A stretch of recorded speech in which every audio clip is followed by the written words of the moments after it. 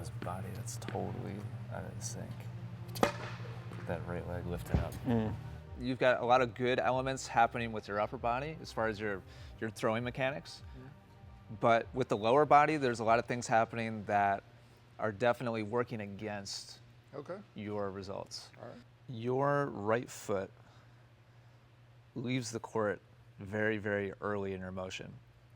You've really kind of just hit your trophy position with your upper body, and your right foot, your back foot is already leaving the court. Whereas Novak, his back foot doesn't leave the court until his racket's already starting to come down back behind himself. Right here, that back foot is just leaving. And so what's happening here really is you're relying only on your front foot or your front leg to actually drive upwards towards the ball. Yep. And so you're hitting peak extension right about here with your leg. Novak reaches peak extension right there with his legs. And so you can see that he has extended with the racket all the way in the back, and yours is still very high. And so what's happening here is your drive has occurred very, very early in the motion.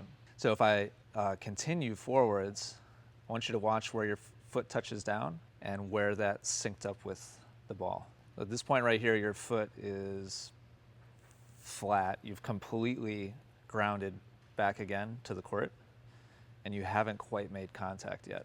So all that energy that you're using to drive upwards with that front leg has all been expended. You've come back down again, and then after that, you're making contact. And so none of that's actually making any impact on the energy that's going through the ball. In fact, it may actually be working against you because you're kind of coming down right as your arm is going up. Your starting stance is totally fine, Rick. I'd love to see you start from that same position and just be relaxed with everything from the waist down, and would love to see you just go back into your trophy pose and then turn forwards and hit. So what you're not trying to do is do any kind of dynamic like loading or extending and pushing and driving, just simply turning back and then rotating forwards. Good job. Keep it nice, calm, smooth tempo. Good, nice job, nice job. Just subconsciously, you're still using your legs a little bit, which, fine. There was nothing like what you were doing before, obviously. You weren't purposefully loading and driving. We totally left behind the kind of skip step with the right foot, which was not helping the motion before. And so as you pivoted around, you see that you reached kind of a peak extension with both legs. Well, that is interesting. Right here, you can see everything's kind of coming to a, like that's like your peak. And look at what's happening. So you haven't totally taken the legs out, which is totally fine. You removed all of the excess stuff that we definitely didn't need.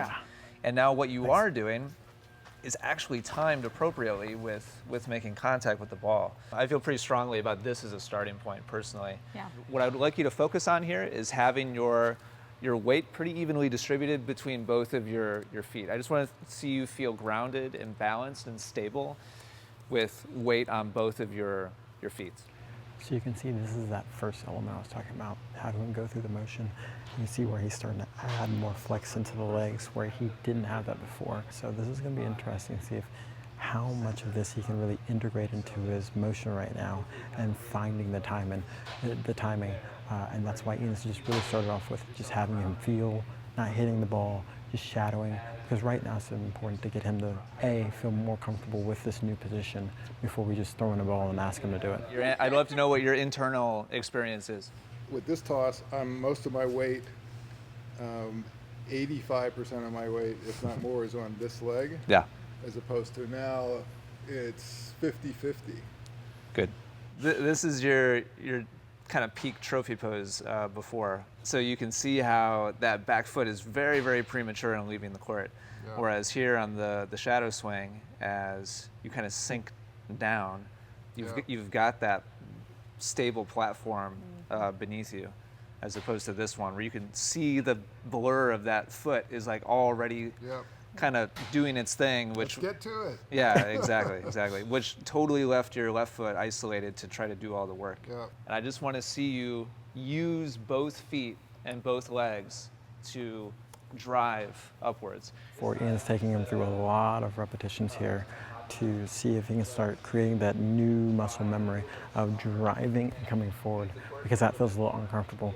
And he's going through this by doing a lot of progressions where Rick's just driving up to make sure he feels the legs pushing, where before he was just doing off on one leg, he's now doing two.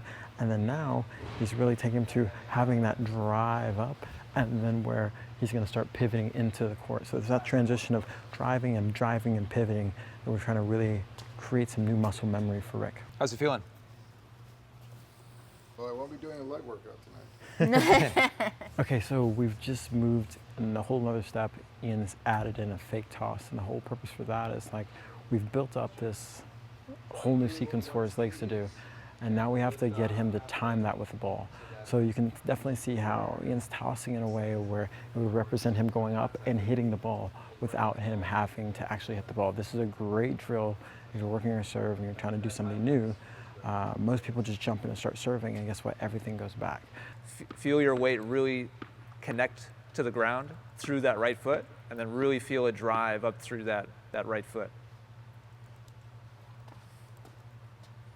Now a fake toss, out to the right.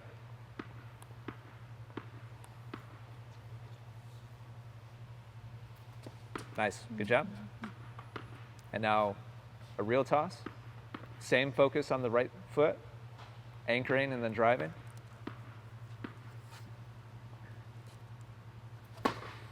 Good job, Rick. So finally we've gotten to the point where Rick is hitting the ball and going through all the progressions, working his way up to hitting the ball. It's a huge improvement. So meaning that before he was completely having this leg up and hitting off the serve, and now the leg is staying down and he's recognizing that he can push off of both legs versus the one leg. And the only reason we've gotten here is from taking those small incremental steps. I'm really happy with that. That's You're awesome. using your body correctly now to actually generate the easy power. That's good.